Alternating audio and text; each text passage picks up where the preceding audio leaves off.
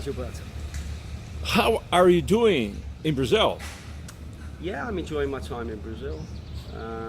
I find your country amazing. I love the climate. I love the people. I think I admire the people and respect the people of Brazil very much for many different reasons. And I love the food in Brazil.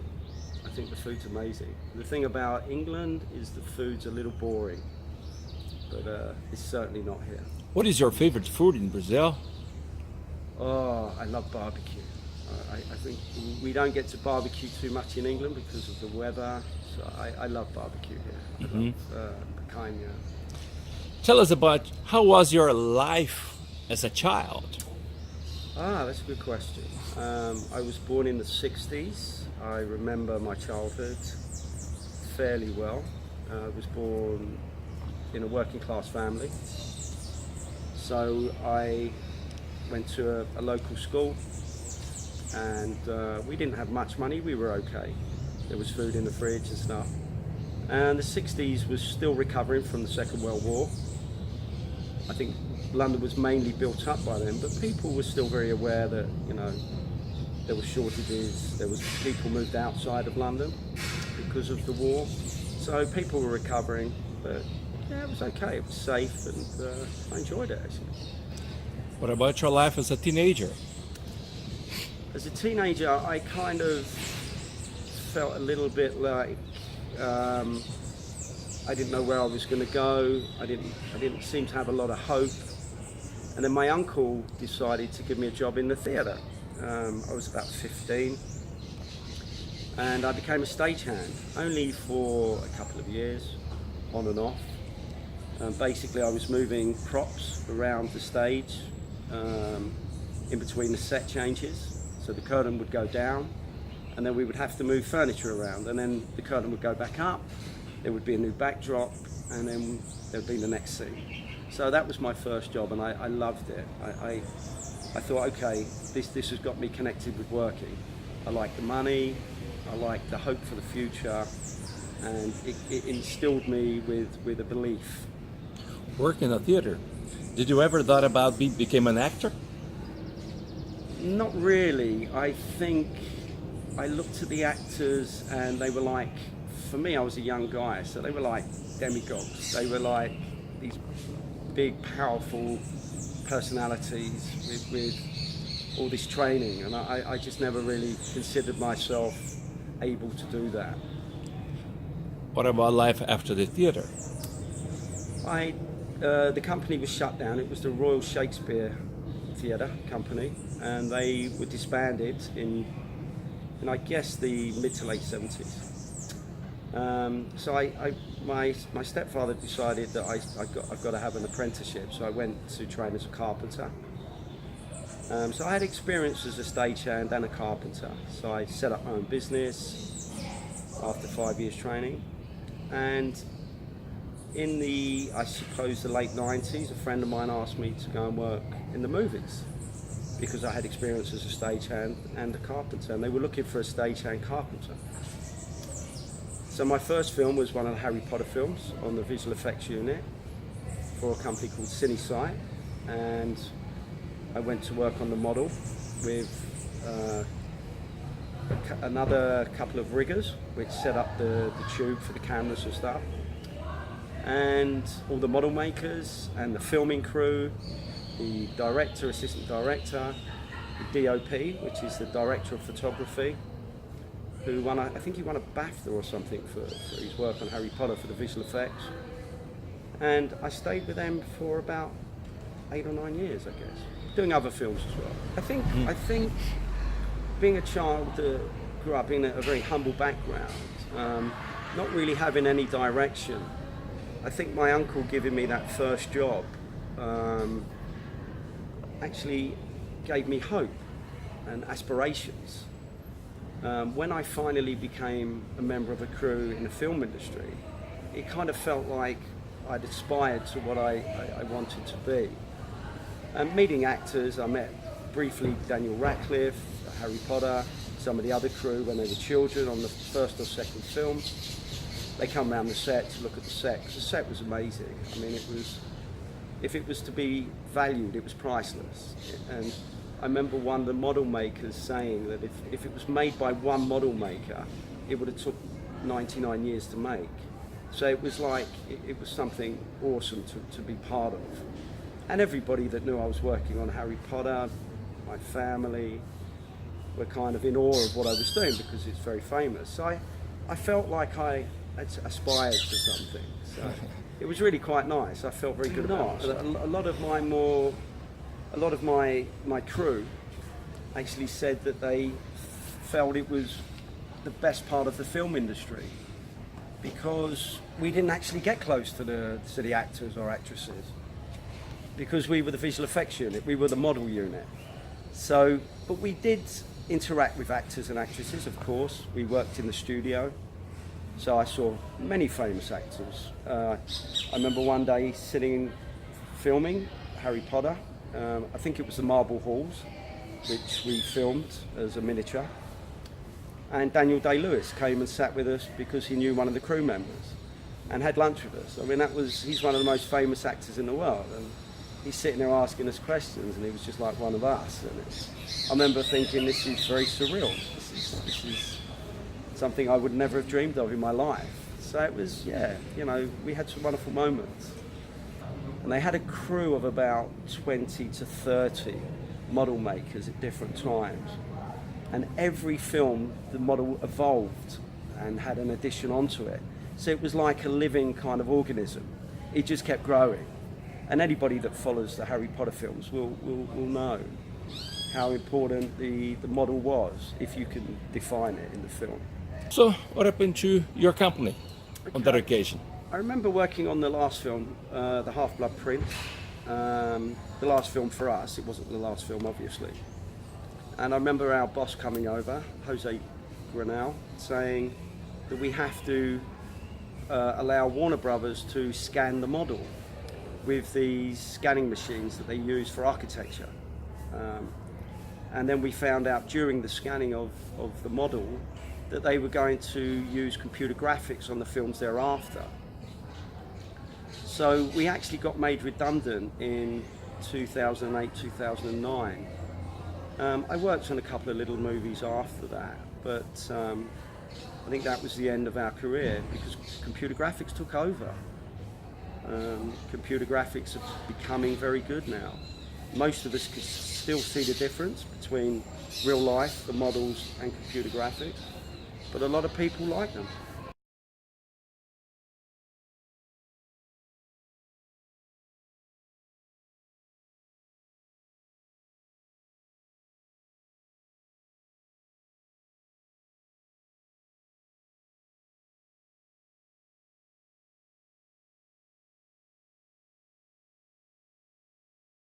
And what was the impact of this kind of industry for the quality of the movies? That's a very good question.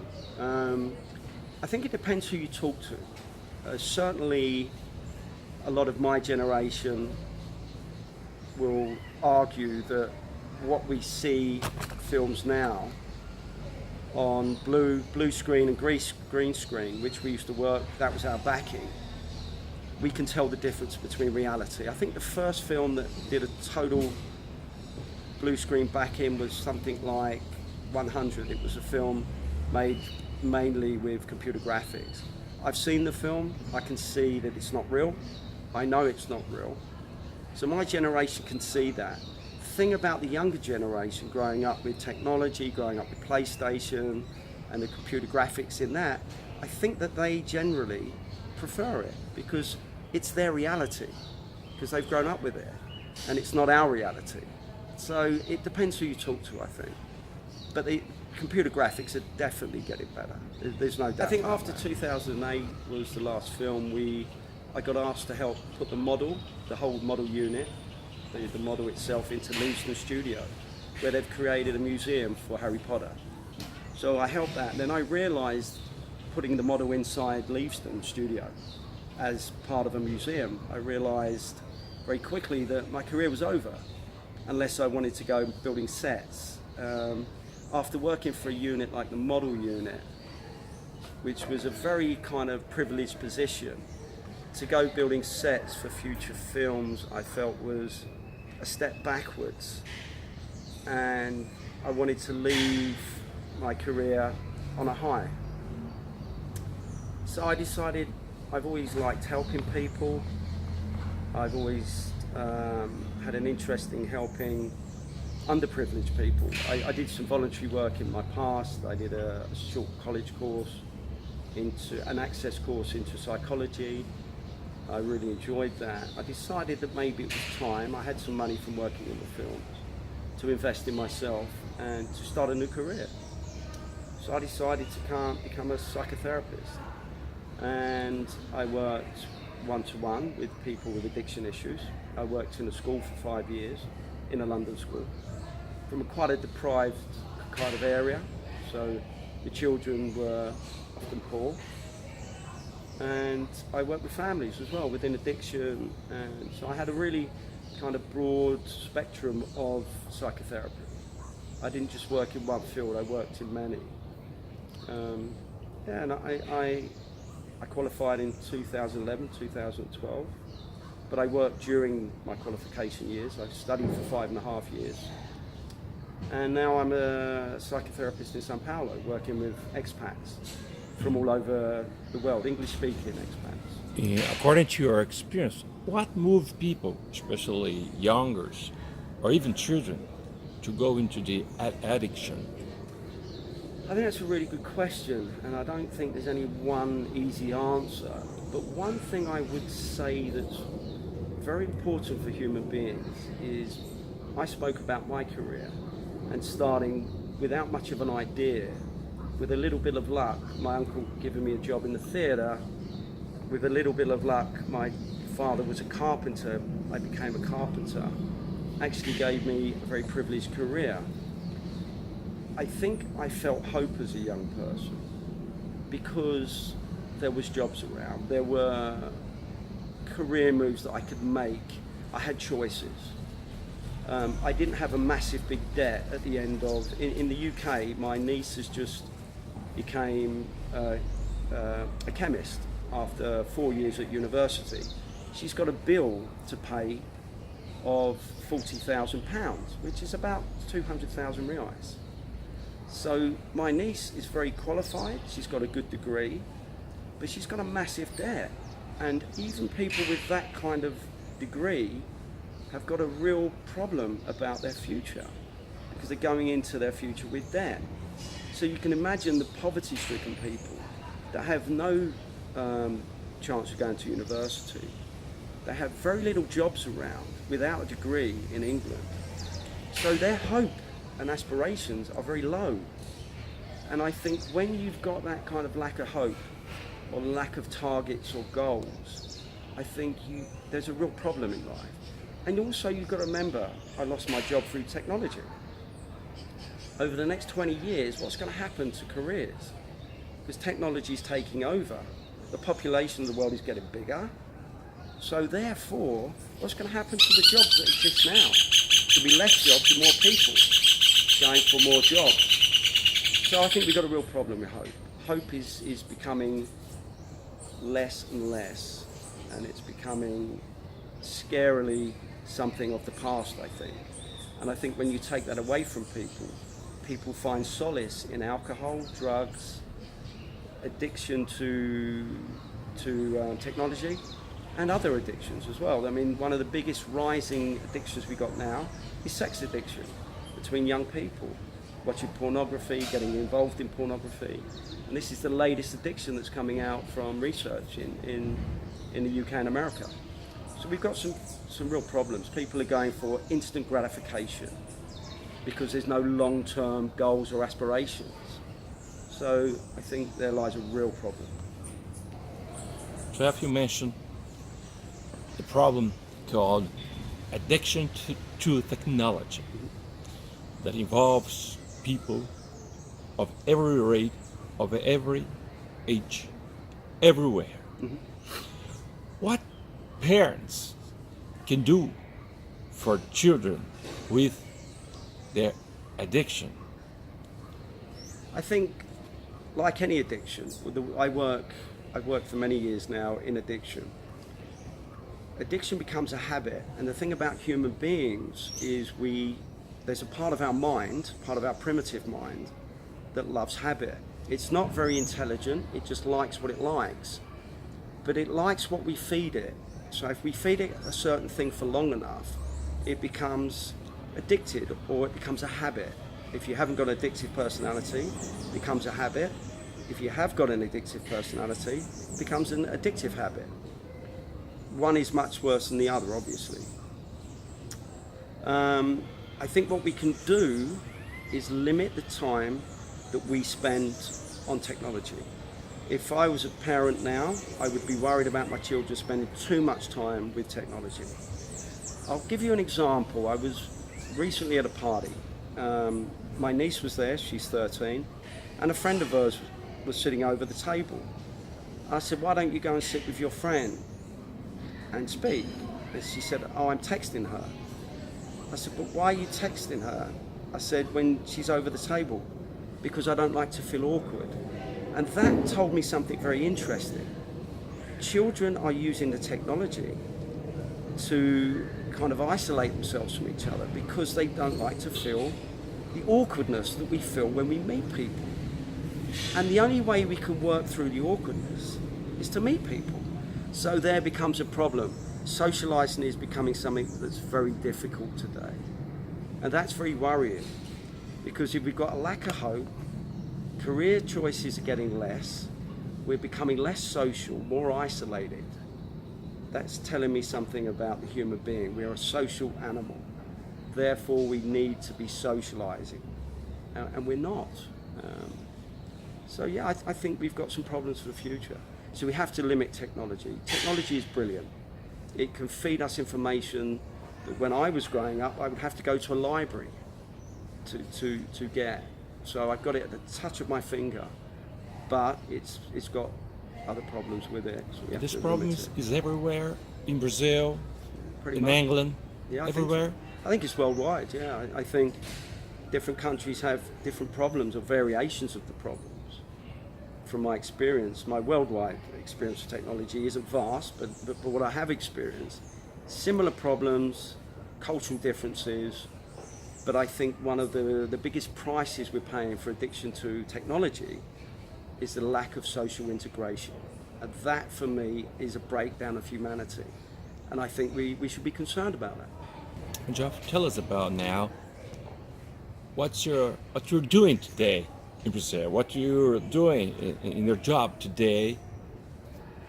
Obviously, I can't talk about my clients specifically because I have a confidentiality clause, part of my licensing agreement. But I work with different people with different problems. But one of the things I think that's coming through is people are coming to Brazil because it's an up-and-coming nation. I think it is one of the continents, countries of the future, South America. They're coming here to work in different industries. They're getting well paid. And the cultural differences and the loneliness that they feel being away from their family are causing problems. And I help them integrate emotionally and psychologically with the changes that they experience by leaving America, leaving Europe, leaving Canada, and coming to Brazil. So I help them kind of settle in emotionally, help them with their loneliness, help them with the psychological effect of the loneliness, the fear. Because, you know, we've got to remember Brazil, like a lot of other countries, has its problems, and it's a fearful place to live in some of the big cities. You know, like I say, like a lot of places in the world. From my experience of living in Brazil, one of the things I found most warming about Brazilian people and your country is the people. Very well, I found in my experience, Brazilian people are very welcoming, very helpful. So I think that part of the move from another continent, another country to Brazil is a real positive. I think it helps us massively to integrate and to settle. I think the problem is loneliness. I think longing for home, which it's part of a grieving process, believe it or not. It's like experiencing somebody dying when you move from another country. And this can last up to a couple of years, the grieving process of grieving for your country and your home. So I think it's like the people welcome us, in my experience, and that is a real plus. And that's very warming. But also we've got, on the other hand, the longing, the loneliness, and the grieving for our country and for our family. What's your dream for the future? That's a very good question. That changes, actually, which is, I've been here about 2.5 years now, so I feel that I've settled quite well now in Brazil. Some days I get up and I still miss home, and my dream for the future is to go back home and work in London, work in there's a place called Harley Street or Devonshire Place where I could work as a private practitioner. So some days I dream of that, and there's other days that I really appreciate what I've got. I'm busy, I'm helping people, which I love, and I have a picture of me living by the sea and travelling in to work at my office 2 or 3 days a week and travelling back to the sea.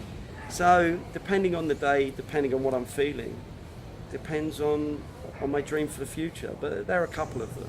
I think I would like people to remember me, and I'm sure that they will. We call it in therapy rippling. When you help some, it's like rippling. If you throw a stone in a lake, the water ripples.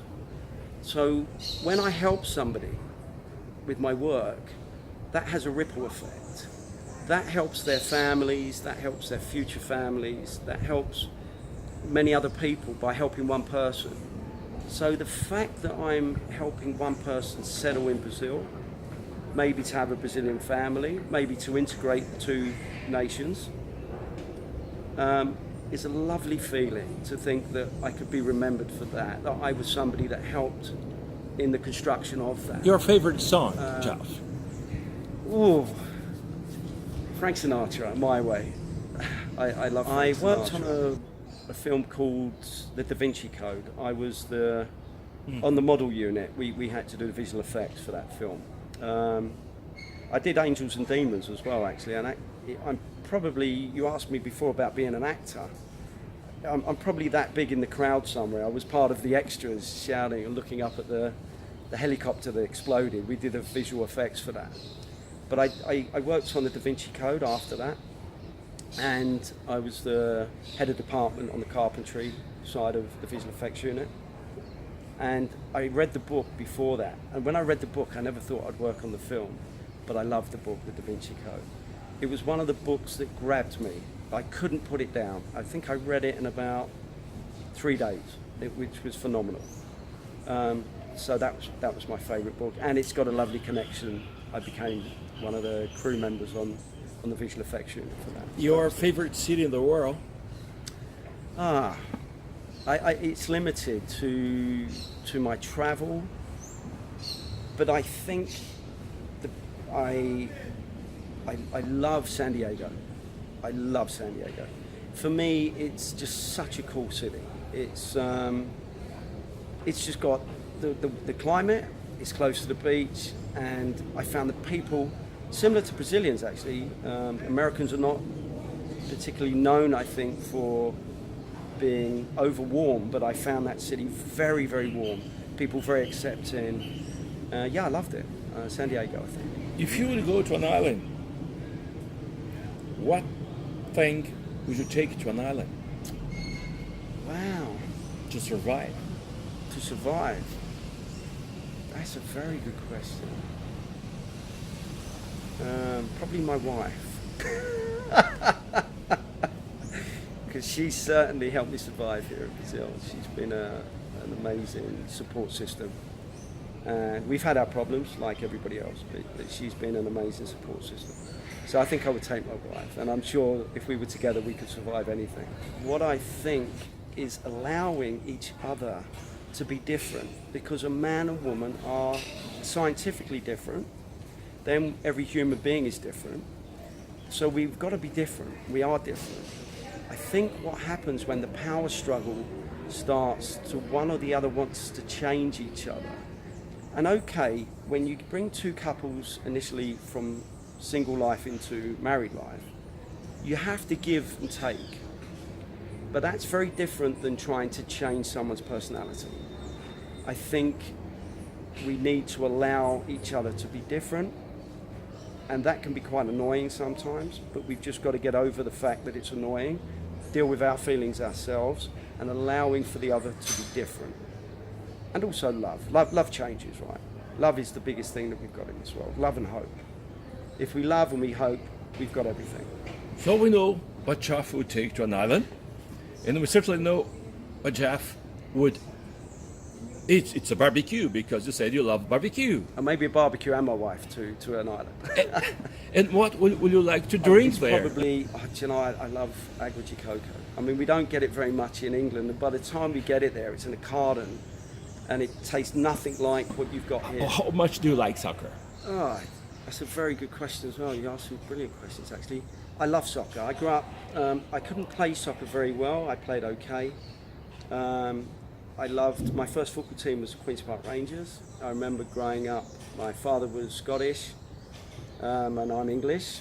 So I remember growing up watching the feuds between the different countries in Great Britain playing. I became an Arsenal supporter in the 80s. So I think, in answer to your question, I think football's an amazing game. And I think football gives a lot of young people hope. Certainly, and I've always asked myself, how comes Brazilians are such great players? I think lately, because a lot of the players have gone to Europe, they're starting to become European players rather than Brazilians. Brazilian players for me were great. It's how was you guys so skillful? Maybe it's because you play on the sand. I'm not quite sure. But I think hope and aspiration, football is wonderful. Socialising, we talked about socialising. But a team sport like football brings people together. So that's a good answer to technology, to addiction. So I love that. The fact that the British invented football, rugby, cricket, means nothing because we're not very good at them. I mean, maybe rugby today, but it still doesn't take away what I love. I love the game. I think it's amazing. I think it gives, like I say, our children hope. A wonderful World Cup this time round.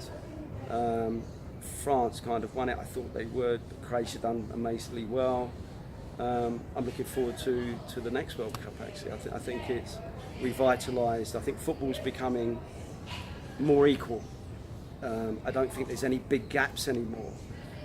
So I think it's open to anybody. I think a couple of years ago, Leicester City won the Premiership in England, which was, I think, one guy put £20 on it and became very rich because he got it and he won, I don't know how many hundreds of thousands of pounds. But, you know, I think that's significant. It's changing.